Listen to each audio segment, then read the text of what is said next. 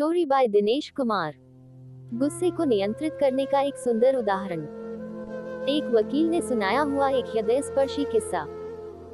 मैं अपने चेम्बर में बैठा हुआ था, एक आदमी दंदनाता हुआ अंदर घुसा। हाथ में कागजों का बंडल, धूप में काला हुआ चेहरा, बढ़ी हुई दाढ़ी, सफेद कपड़े जिनमें पांचों के पास मिट्टी लगी थी। उसने कहा, उसके पूरे फ्लैट पर स्टे लगाना है। बताए, क्या क्या कागज और चाहिए, क्या लगेगा खर्चा। मैंने उन्हें बैठने का कहा। रघु, पानी दे इधर, मैंने आवाज लगाई। वो कुर्सी पर बैठे। उनके सारे कागजात मैंने देखे, उनसे सारी जानकारी ली। आधा पौना घंटा गुजर गया। मैं इन कागजों को देख लेता हूँ, आपके केस पर विचार करेंगे। आप ऐसा कीजिए बाबा, शनिवार को मिलिए मुझसे। 4 दिन बाद वो फिर से आए, वैसे ही कपड़े, बहुत डेस्परेट लग रहे थे, अपने भाई पर गुस्सा थे बहुत। मैंने उन्हें बैठने का कहा। वो बैठे। ऑफिस में अजीब सी खामोशी गूंज रही थी। मैंने बात की शुरुआत की। बाबा, मैंने आपके सारे पेपर्स देख लिए। आप दोनों भाई, एक बहन। माँ बाप बचपन में ही गुजर गए। तुम 9वीं पास, छोटा भाई इंजीनियर।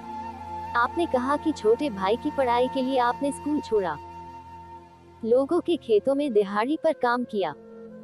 कभी अन्न भर कपड़ा और पेट भर खाना आपको मिला नहीं, पर भाई के पढ़ाई के लिए पैसा कम नहीं होने दिया।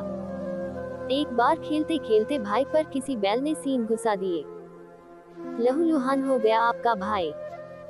फिर आप उसे कंधे पर उठाकर 5 किलोमीटर दूर अस्पताल ले गए।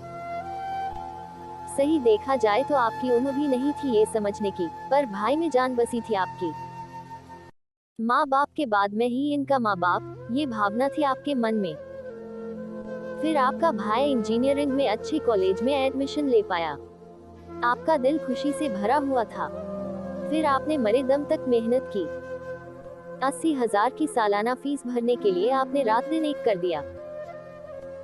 बीवी के गहने गिरवी रख के, कभी साहूकार कार से पैसा लेकर आपने उसकी हर जरूरत पूरी की।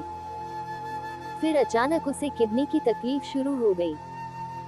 दवाखाने हुए, देव भगवान हुए, डॉक्टर ने किडनी निकालने का कहा। तुमने अगले मिनट ने अपनी किडनी उसे दे दी।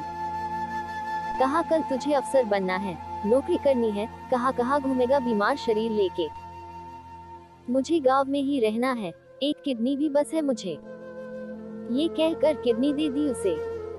फिर भाई मास्टर्स के लिए हॉस्टल पर रहने गया। लड्डू बने, देने जाओ। खेत में मकई खाने तैयार हुई, भाई को देने जाओ। कोई तीज त्योहार हो, भाई को कपड़े करो। घर से हॉस्टल 25 किलोमीटर। तुम उसे डिब्बा देने साइकिल पर गए। हाथ का निवाला पहले भाई को खिलाया तुमने।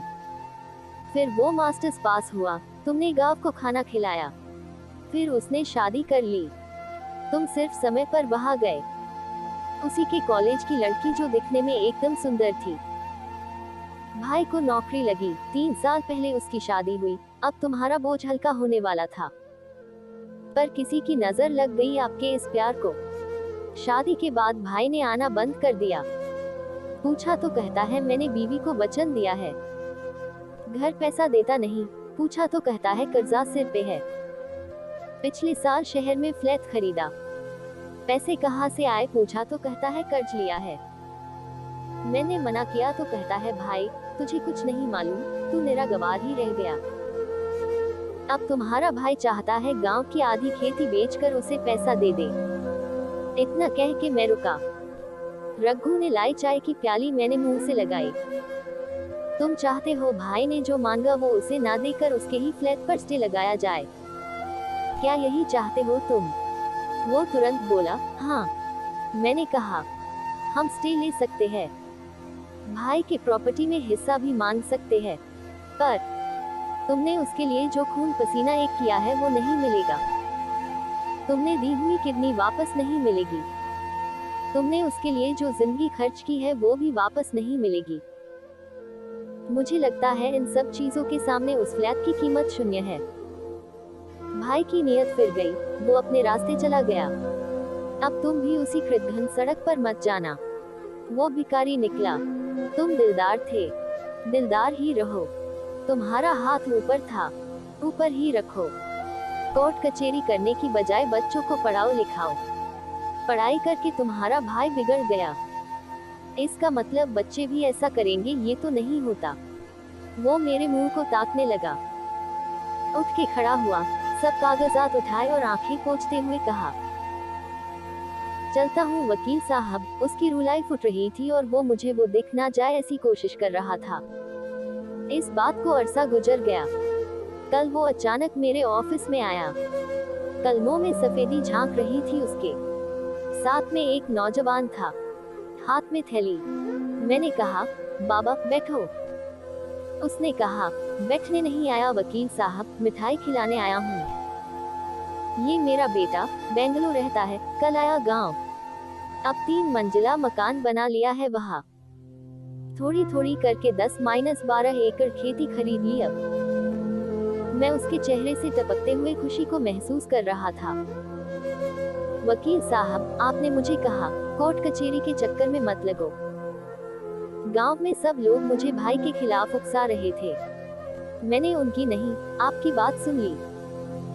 मैंने अपने बच्चों को लाइन से लगाया और भाई के पीछे अपनी जिंदगी बर्बाद नहीं होने दी।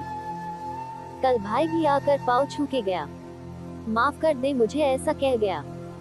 मेरे हाथ का पेड़ा हाथ में ही रह गया, मेरे आंसू टपक ही गए आखिर। गुस्से को योग्य दिशा में मोड़ा जाए तो पछताने की जरूरत नहीं पड़े कभी। बहुत ही अच्छा है, पर कोई समझे और अमल करे तब सफल हो। इस कहानी से मिली शिक्षा को अपने जीवन में जरूर अपनाएं। प्रेरणादायक कहानियां प्राप्त करने के लिए हमारे चैनल से जुड़ जाएं। अपने दोस्तों और रिश्तेदार तक जरूर शेयर करना।